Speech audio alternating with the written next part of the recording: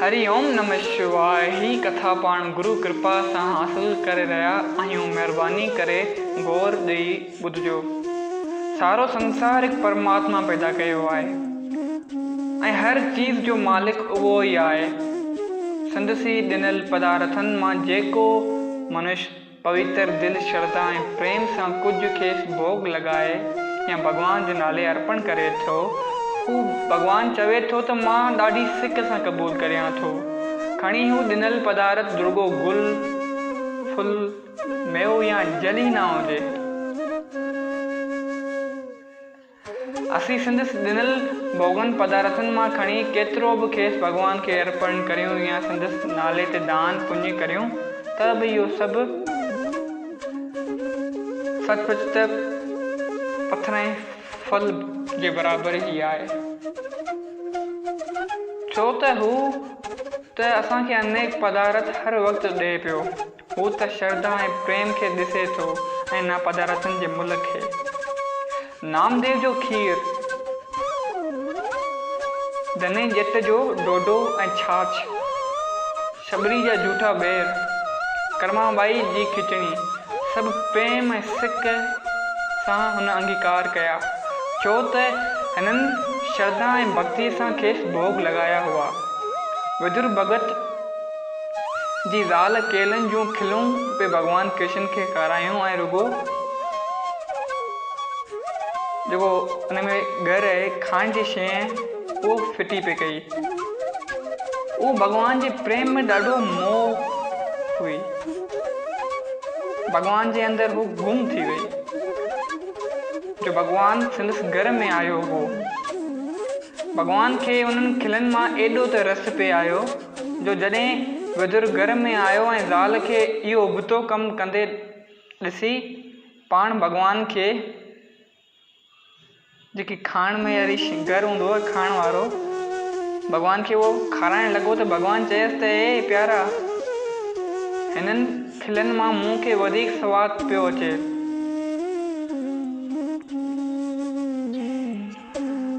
भॻवानु साफ़ थो चए त असीं कहिड़ो बि सादो पदार्थ प्रेम ऐं श्रद्धा सां भॻवान खे भोग लॻाइण जे लाइ अर्पण करियूं त इहो बि ॾाढी ख़ुशी सां क़बूल थो करे।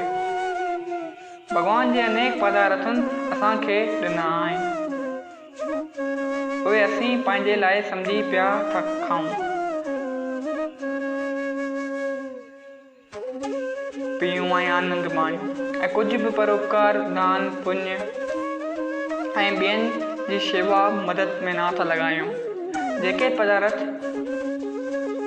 अपसवारत भले था ख़र्च करियूं से त सभु अजाया था वञनि ऐं तिर जेतिरो बि असांजो परलोक कोन था सुधारीनि। ईश्वर जे ॾिनल धन दौलत मां कुझु हिन जे निमित ॾियणु असां ही जे लाइ फ़ाइदेमंद आहे, सुखदाई थिए थो। ऐं परलोक जो करंसी परलोक जे लाइ पैसा बि माना मिल्कियत बि बणिजे थी। सुदामो ग़रीब हो, गृहस्थ जे जंजाल में फाथल हो, पर स्वभाव अनुसार कामना ऋतु हो। कृष्ण भॻवान जी स्वभाव में हो ऐं को भगत वञी कामना करे इच्छा करे नामुमकिन आहे। कामना ऋतु हो, लेकिन ज़ाल जी घणी ज़ोर भरण ते धन पदार्थ जी कामना रखी कृष्ण भॻवान ॾे द्वारका वञण लाइ संभलियो। ख़्यालु आयुसि त कुझु भेट खणी वञा ऐं हथनि ख़ाली न वञणु घुरिजे। थोरो चांवरनि जो ॾारो संदसि स्त्री पाड़े जे कंहिं घर मां वठी खेसि हिकु पुराणी कपिड़े में ॿधी ॾिनो जो हू खणी वियो। मन में ॾाढो शर्मिंदो थींदो पे वियो त छा वञी भॻवान खे चवंदसि त मूं वटि खाइण लाइ कुझु कोन आहे। आख़िर वञी पहुतो, पर मुख सां भॻवान खे पंहिंजी ग़रीबी या घुर्ज बाबति बिल्कुलु कुझु न चयाई। इहे चांवर जी ॻंढ बि पियो श्रम जे करे लिकाए, पर भॻवान त ॾाढे प्रेम ऐं सिक सां इहा हुन खां घुरी वरिती ऐं उहे चांवर ॾाढे शौक़ सां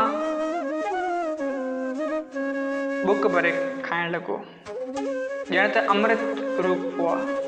सतभामा कुझु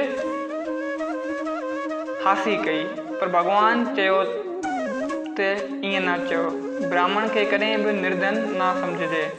हे चांवर त अहिड़ा अमृत रूप आहिनि जो मूं खे उहे ई ॾींहं था यादि पवनि जॾहिं माता जसोदा जे घर खीर मिलंदो हो। तॾहिं हूंदे ई चांवर उन खीर में विझी था हुआ। मतिलब त प्रेम सां ॾिनल हिन चांवर जी ॾारे जो बि भॻवान केॾी न इज़त कई। उन जो मतिलबु इहो न सम्झणु घुरिजे त पदार्थनि हूंदे बि परमात्मा खे ॾारे या ॿिए सादे शइ जो भोग लॻाइजे, पर पंहिंजी हस्ती ऐं शक्ति अनुसार भोग लॻाइण या पंहिंजे धन खे दान पुण्य करणु घुरिजे। ईअं न सम्झणु घुरिजे त सुदामे जे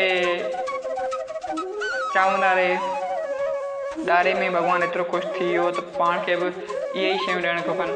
भॻवानु उन्हनि जी उन वक़्तु हैसियत एतिरी हुई, ताक़त एतिरी हुई। भॻवानु चयो अगरि मूंखे धन करिणो आहे त पंहिंजी ताक़त जे अनुसार कयो।